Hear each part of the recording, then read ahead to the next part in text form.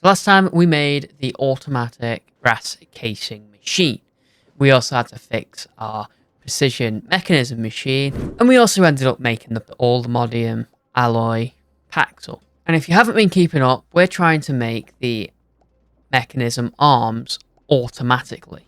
And there's only two processes that we got to set up, and in my opinion, they're the easiest. And those two processes are brass plates and andesite alloy. So the first one we're going to be working on is the brass. However, they're both going to be somewhat similar in setups because we're going to use Mystical Agriculture to actually get the two resources. And once we've got our Mystical Agriculture farm set up, it was then simply just hook up some crafters, get it to craft ingots of iron and brass. And then this is where it separates into the two machines, because brass will then go on a conveyor belt with a mechanical press, which will press down that ingot into the plate, sending it into a drawer. However, the andesite alloy is a little more complicated than that, because we then need to take the iron from the crafter, put it into another crafter to get the iron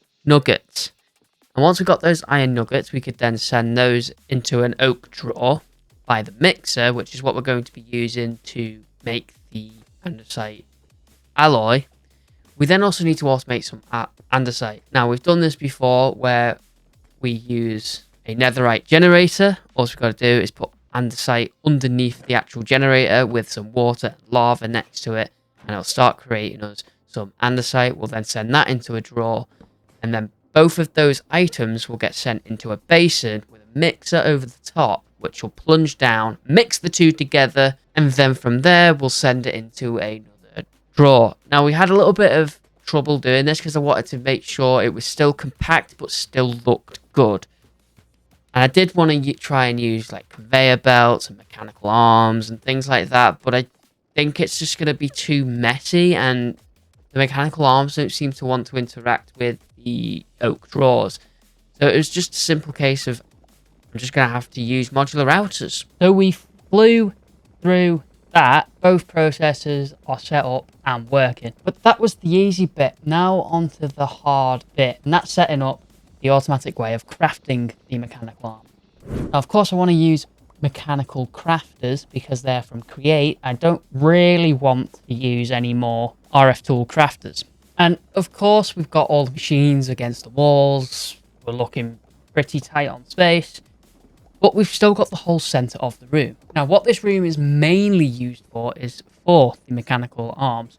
However, we're going to have another setup of mechanical crafters as well, just in case we need to craft anything else. And the way we make the mechanical arm is we're going to need 6 mechanical crafters in sort of a C shape.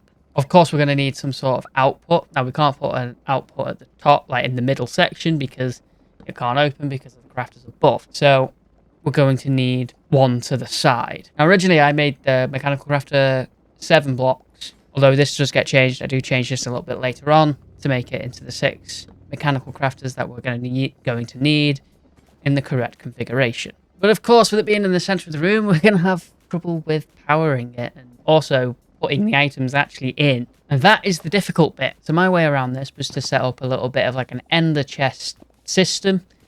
And we're going to send everything from the drawers that it's outputting, so the brass plates, the andesite alloy, the brass casings, and the precision mechanisms, which is in a chest.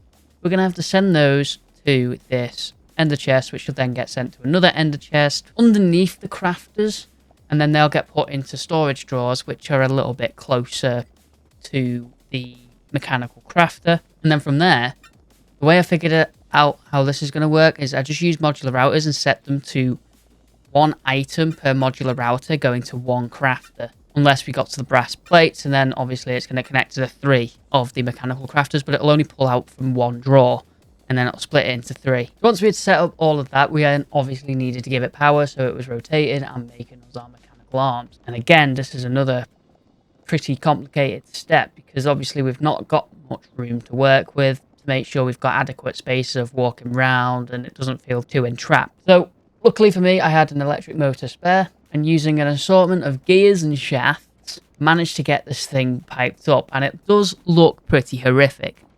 not gonna lie. And when it comes to setting up the second mechanical crafter, it was, what do we want to put here in terms of what would look the best? And I just went for the grinding wheel setup because it's quite big, quite grand. And plus, if we ever need to scale it down, we can at some point.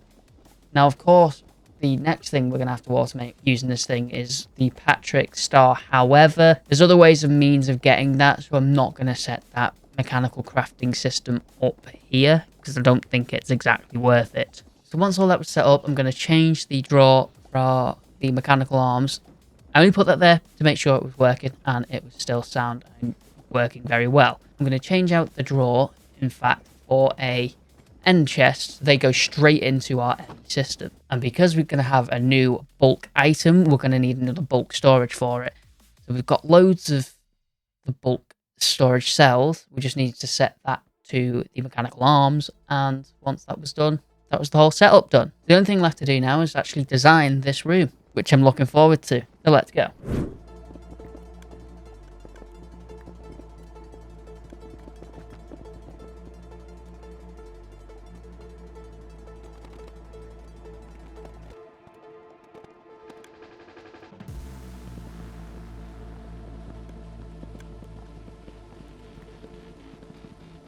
Okay, so I've designed the room and you can see it completely looks absolutely different than what you saw in the time lapse. That's because I wasn't happy with it.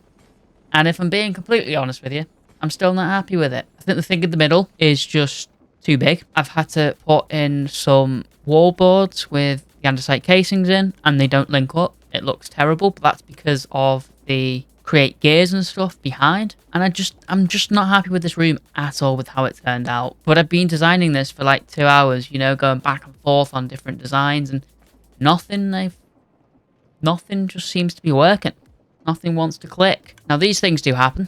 I'll probably end up working on this in my own time, but I'm gonna do something else for a little bit. But what could we do? Well, the one thing I know that we can start to do is work on this time in a bottle. Now I know this time in a bottle is absolutely overpowered. If you don't know what it does, it just collects time and stores it for you so you can use on machines to speed them up. Now of course in this mod pack they've changed the recipe. It's a little bit of a pain in the arse because we need these Omega Productive Bees upgrades. And the biggest item that we can't get at the minute is the Omega upgrades, because to get the Omega upgrades we need to go right back to the Alpha upgrades, and that uses Draconic Chunks. Now we can only get Draconic Chunks through bees, and of course we've not even really done anything with productive bees. And there's only one way to get these draconic bees, and that is by using an obsidian nest inside of the end. However, they're not going to just start spawning straight away. We then need to feed that nest some dragon's breath, and then a timer will appear on when a bee will spawn in. We can keep spamming this with dragon's breath to decrease that time, and when one pops out, it's going to want to attack you straight away because they're naturally aggressive bees.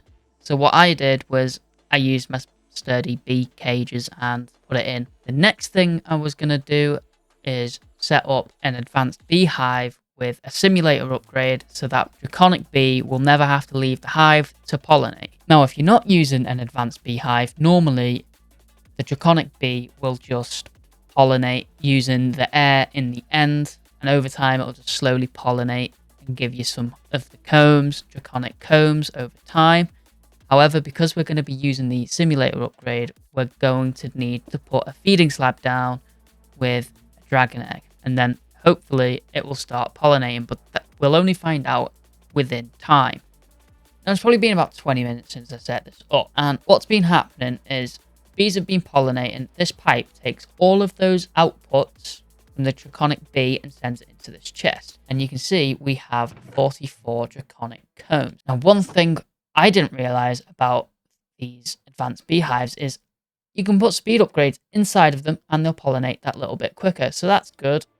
However, this place is being chunk loaded. So even when I'm not on the server or over time, this will generate us some draconic comb. Now, how do we extract the draconic dust from these combs? Well, it's a 30% chance, and we have to come over to a centrifuge. We put those in, and they will work away. Now, there are 3 outputs. There are 2 guaranteed, which is wax and honey. And as you can see there, we've got Draconic Dust as a 30% chance. And out of the 44 that we had, we only managed to get 15. And we can simply turn that Draconic Dust into the Draconic Chunk. And that is one of many Draconic Chunks that we're going. So I think in the meantime of them generating the combs, we're going to go set up the auto crafting on the Omega upgrades.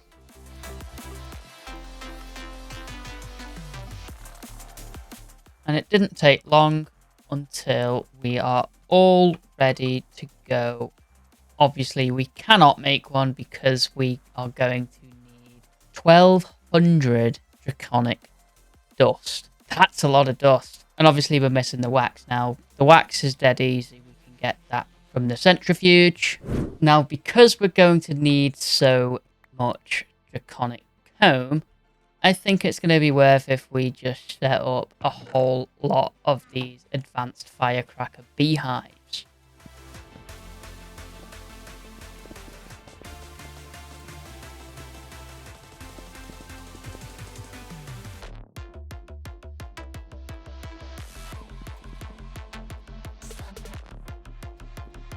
So we have an additional 11 setups, and each one of them has 5 bees in. Now, what I didn't take into consideration is if we go to make the Omega, we actually need 2 for the bot time in a bowl. We actually need 2,500, which is pretty bad because it probably took me about 40 minutes to get all these extra bees, and we only have just over 3 stacks. And when we put those 3 stacks inside of the centrifuge,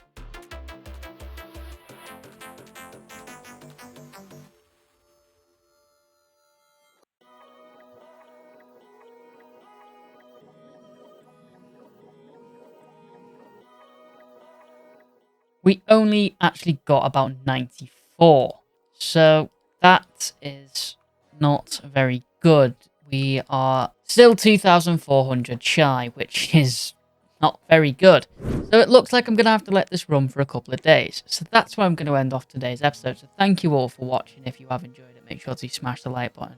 Consider subscribing if you are new, because we are trying to hit that 1,000. And I'll see you all again very, very soon. Goodbye.